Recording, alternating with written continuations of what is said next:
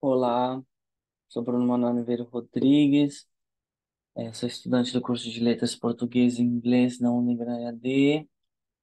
Eu estou cursando a matéria de estágio supervisionado 4 e como eu estou vivendo em Lisboa, Portugal, eu estou fazendo o estágio em modelo de videoaula. Infelizmente, a minha câmera não está funcionando, então hoje estaremos apenas com a minha voz.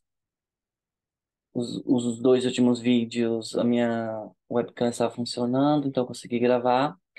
Mas esta aula de literatura e a próxima, que eu já vou gravar esta semana também, provavelmente vai ser apenas a minha voz e a apresentação que eu fiz. Espero que isso não seja um problema, porque também não tenho muito tempo aqui em Portugal, né, em Lisboa, para eu poder é, arrumar esse problema. Então, hoje nós iremos falar sobre o modernismo no Brasil.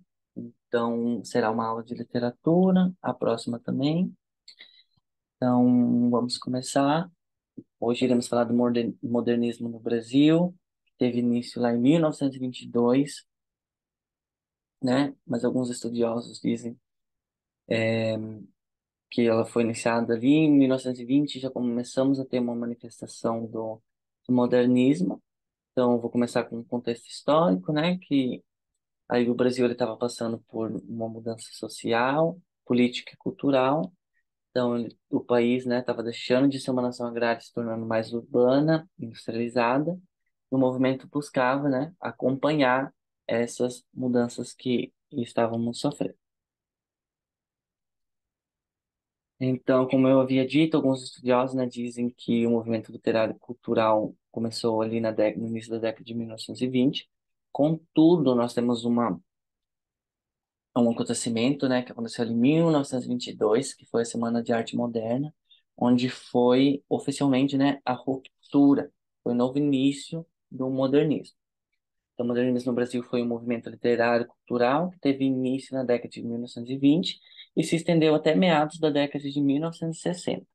Foi um período de profunda transformação na arte, na literatura e na cultura brasileira. Aqui estão algumas das principais características e marcos do modernismo no Brasil.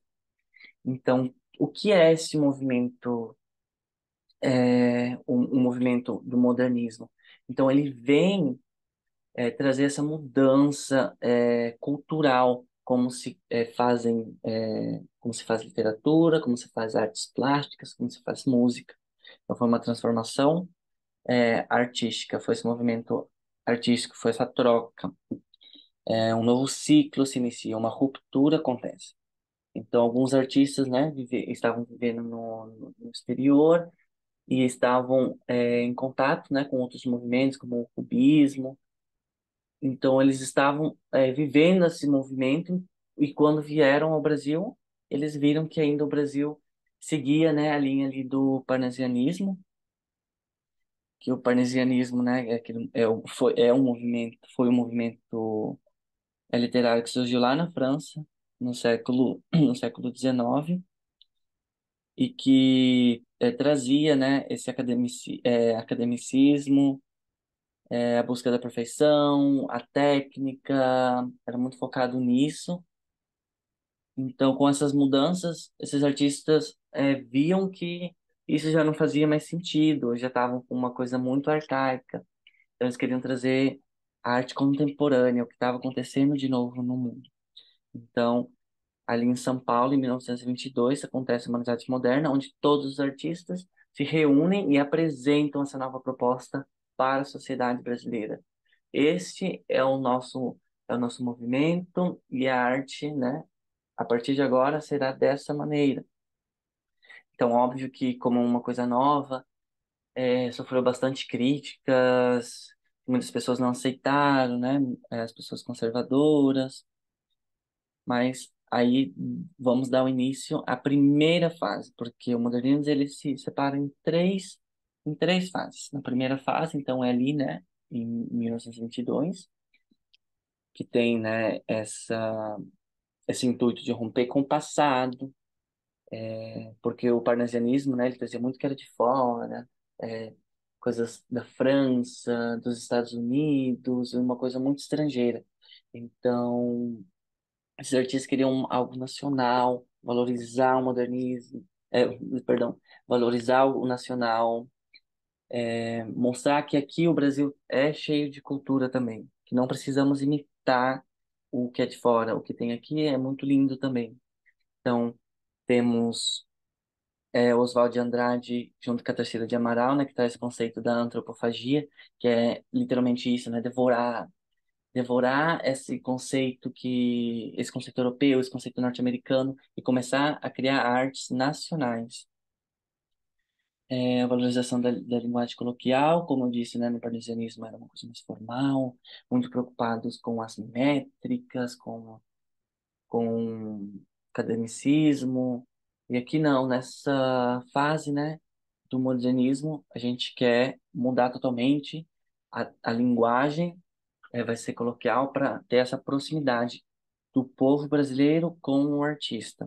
Então, é bastante interessante destacar isso, que é uma ruptura muito, muito, foi muito radical, assim, porque é uma coisa muito conservadora e de repente uma coisa muito liberal, muito, imagina, os artistas estavam acostumados a buscar palavras rebuscadas e agora começar a ver poemas, poesias com linguagem coloquial, então isso causou um choque para a época. É, então, aqui nessa primeira fase, a gente vai começar a ver, então, uma linguagem mais despojada, né? Versos brancos e soltos. Por exemplo, também paródias, tem bastante presença de paródias. Um exemplo seria a obra de Pau Brasil, né? De Oswald de Andrade, que ele faz essa mistura de textos. Ele pega as crônicas lá do período do descobrimento do Brasil e mistura com obras dele, então, fazendo, né, essa paródia, e ele faz a introdução, né, do negro na cultura nacional, que foi esquecida, né, lá no romantismo, que tinha a presença do indígena como herói nacional. Então, acabamos deixando o negro de fora, e aqui há um resgate, né, as através da paródia. Logo temos aqui o Apuru, da Tarsila de Amaral, né? Olha, é, as formas, as cores muito diferentes, então isso para a época assustou bastante. Aí temos a Boba, né, essa obra, A Boba, de Danita Malfatti, e também temos aqui o poema de Os Sapos, de Manuel Bandeira, que vai fazer justamente, né, uma crítica ao parnasianismo. Eu vou fazer a leitura do poema, ai, perdão, enfunando os papos saem da penumbra. Aos pulos, os sapos. A luz os deslumbra. Em ronco que a terra. Berra o sapo-boi. Meu pai foi à guerra. Não foi, foi, não foi. O sapo tanoeiro. Parnasiano aguado, diz. Meu cancioneiro é bem martelado. Vede como primo em comer os hiatos. Que arte! E nunca rimo os termos cognatos. O meu verso é bom, frumento sem joio, faço rimas com consoantes de apoio. Vai por 50 anos que lhe dei a norma, reduzi sem danos, a formas a forma. Clame a saparia, em críticas céticas. Não há mais poesia, mas há artes poéticas. Então, aqui, fazendo uma análise, né, de Os Sapos, de Manuel Bandeira, ele ironiza a poesia parnasiana em sua preocupação com a forma e a métrica. O poema, né, é uma sátira que usa o humor para criticar a falta de originalidade. Aqui a gente vê, né, parnasiano aguado. E também ele propõe, né, uma poesia mais livre e espontânea que reflita a realidade dos brasileiros. Então, aqui verde comprimem como os hiatos, que a arte nunca rima, os termos cognados. Então, sem essa preocupação, né, de tá tudo muito perfeito. Então, aqui a gente vê, né, a presença, essa diferença que o modernismo quer trazer ao contemporâneo, algo mais próximo da massa e deixar de lado essa coisa do estrangeiro, da perfeição. Aí temos alguns autores e artistas muito importantes na primeira fase, né? A fase aí de 1922 a 1930, temos Oswald de Andrade, Mário de Andrade, Manuel Bandeira, Tarsila do Amaral e Anita Malfatti. Aí vamos agora para a segunda fase, que acontece lá em 1930 e 1945. Então, o mundo aí está passando, né, por, por uma questão econômica, crise de 29.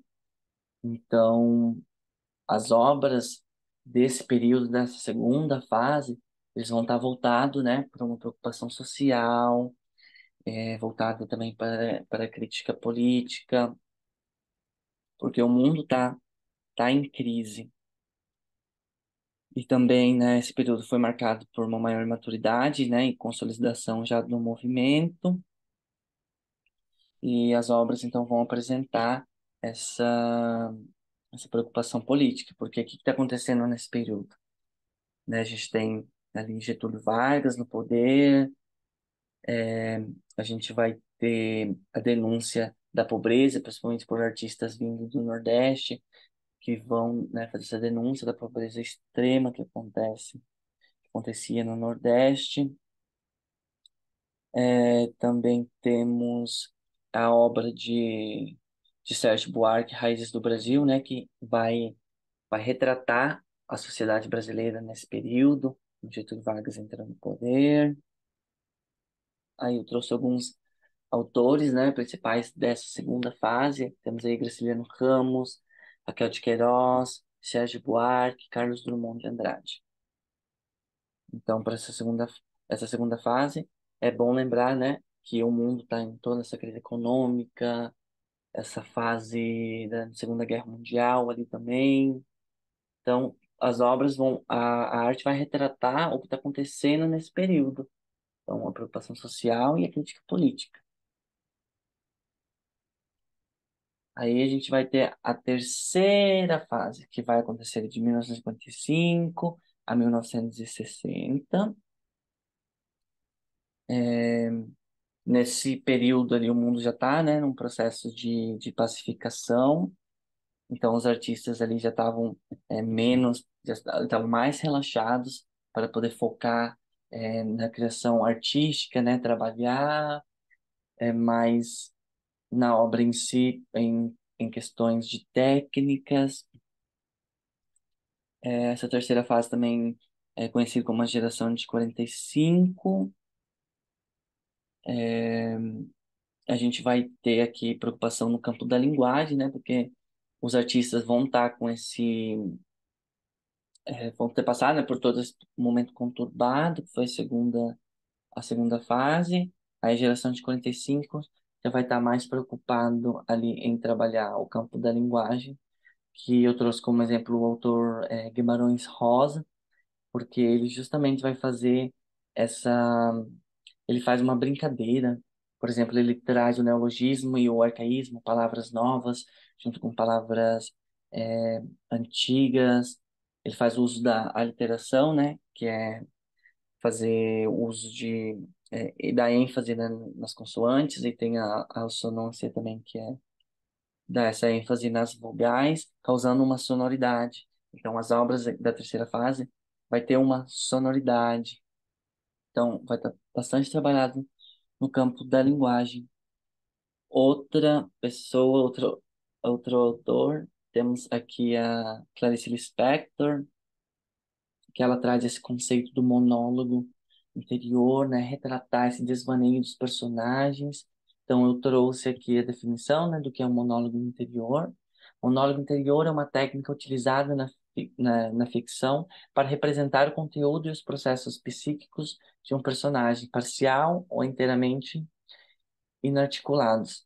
É o personagem conversando consigo mesmo. Então, esse desvaneio, esse pensamento próprio do personagem, a Clarice Lispector traz isso pra gente aqui na terceira fase.